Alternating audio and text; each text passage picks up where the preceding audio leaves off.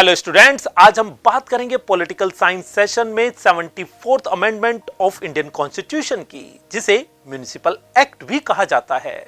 यहां एक इंपॉर्टेंट सवाल उठता है, why should you care about the 74th constitution amendment? सोचिए। जी हां, यह तय करता है कि आपके शहर में कैसी गवर्नेंस होगी, आप तक पब्लिक सर्विस कैसे पहुंचेंगी। वैसे तो 74th अमेंडमेंट 1992 में पास हुआ, लेकिन यह इंप्लीमेंट हुआ 1 जून 1993 से। इसका मेन पर्पस था अर्बन एरियाज में पावर का डिसेंट्रलाइजेशन करना, ताकि लोग अपने शहर के विकास में पार्टिसिपेट कर पाएं और अपनी प्रॉब्लम्स का सॉल्यूशन निकाल पाएं। So let's try to understand the significance of this amendment. First, 3-tier urban local government system. Second, election and representation. Third, devolution of power and functions. Fourth, municipal finance. Fifth, mandatory urban planning. Sixth, transparency and accountability. Let's understand it in more detailed way. जैसे गांव के लिए होता है पंचायती राज system, ऐसी urban areas के लिए होता है म्युनिसिपल गवर्नेंस का सिस्टम। इसके 3 मुख्य स्तर होते हैं। सबसे पहला, नगर पंचायत, जो ऐसी छोटी जगह होती हैं जो गांव से शहर में तब्दील हो रही हैं। दूसरा, म्युनिसिपल काउंसिल, छोटी और मीडियम शहर की जनसंख्या के लिए।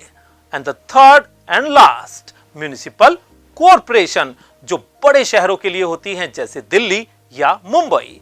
यह सिस्टम इसलिए अपनाया गया ताकि अर्बन गवर्नेंस का सिस्टम जमीन तक पहुंच पाए और शहर के लोग सीधे तौर पर डेवलपमेंट के कार्यों में पार्टिसिपेट कर पाएं। हर 5 साल में नगर पालिका में इलेक्शंस होते हैं, जिसमें लोग अपने रिप्रेजेंटेटिव को चुनते हैं। इसके अलावा SC, ST और विमेन के लिए रिजर्वेशन भी निश्चित है। महिलाओं के लिए 33% रिजर्वेशन म्युनिसिपल एक्ट के द्वारा दिया गया है, जिसके माध्यम से वो अब निर्णय लेने में भागीदार हो रही हैं और शहरी डेवलपमेंट और गवर्नेंस में एक मुख्य भूमिका निभा रही हैं, जो अब तक सिर्फ पुरुषों तक ही सीमित थी।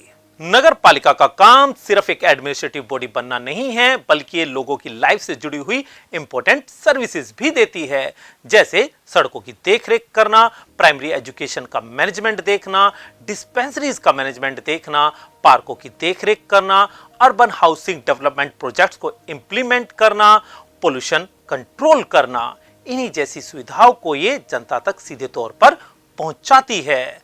अगर फंड्स की बात करें तो म्युनिसिपल गवर्नमेंट को स्टेट और सेंट्रल गवर्नमेंट से फंड प्राप्त होते हैं, लेकिन म्युनिसिपल गवर्नमेंट अपने लेवल पर भी टैक्सेस प्राप्त करती है, जैसे वाटर टैक्सेस, प्रॉपर्टी टैक्सेस या अदर म्युनिसिपल टैक्सेस।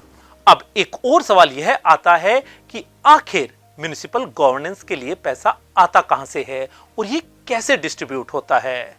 तो हर स्टेट में एक स्टेट फाइनेंस कमीशन होता है, जो यह डिसाइड करता है कि म्युनिसिपल बॉडीज को कितना फंड मिलेगा, किस प्रोजेक्ट के लिए कितना फंड डिस्ट्रीब्यूट किया जाएगा। बड़े शहरों में मेट्रोपॉलिटन प्लानिंग कमेटीज होती हैं, जो यह तय करती हैं कि प्लान सिस्टमैटिक हो और लोगों की जरूरत के अनुसार हो। अब आप सोच रहे होंगे, नए मेट्रो प्रोजेक्ट या स्मार्ट सिटी इनिशिएटिव कैसे प्लान होते होंगे। So this amendment plays a very crucial role in this aspect. अब अर्बन बॉडीज को यह जिम्मेदारी दी गई है कि वो अपने अर्बन डेवलपमेंट प्लान बनाए, ताकि बेहतर इंफ्रास्ट्रक्चर बन सके और सस्टेनेबल ग्रोथ हो सके।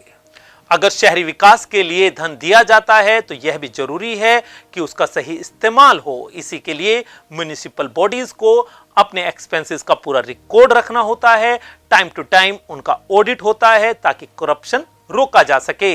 ग्रीवेंसेस रिड्रेसल सिस्टम बनाए गए हैं ताकि अकाउंटेबिलिटी बन सके, क्योंकि इनके माध्यम से लोग अपने प्रॉब्लम को रेज कर सकते हैं। RTI के माध्यम से भी लोग गवर्नेंस रिलेटेड इंफॉर्मेशन मांग सकते हैं, जिससे ट्रांसपेरेंसी बनी रहती है। अगर आपके शहर में कोई रोड बन रहा है या ब्रिज बन रहा है, तो क्या आप जानते हैं कि उसका कितना बजट है? अगर नहीं, तो यह जानना आपका हक है। सो स्टूडेंट्स, आपने देखा 74th अमेंडमेंट अर्बन इंडिया को डेमोक्रेसी को एक नए लेवल पर ले आता है। अर्बन सिटीजन इसके माध्यम से म्युनिसिपल बॉडी से अपनी प्रॉब्लम का सॉल्यूशन मांग सकते हैं। यह सिर्फ एक नीति नहीं है, बल्कि इंक्लूसिव गवर्नेंस के लिए एक इंपॉर्टेंट कदम है। अब बारी आती है आपके टास्क की। 74th अमेंडमेंट का अर्बन सिटीजन्स की लाइफ के ऊपर क्या असर पड़ा, इसको लेकर रिसर्च कीजिए या फिर रियल लाइफ एग्जाम्पल से एनालाइज कीजिए। We will meet in a new session. Till then keep learning. Bye bye.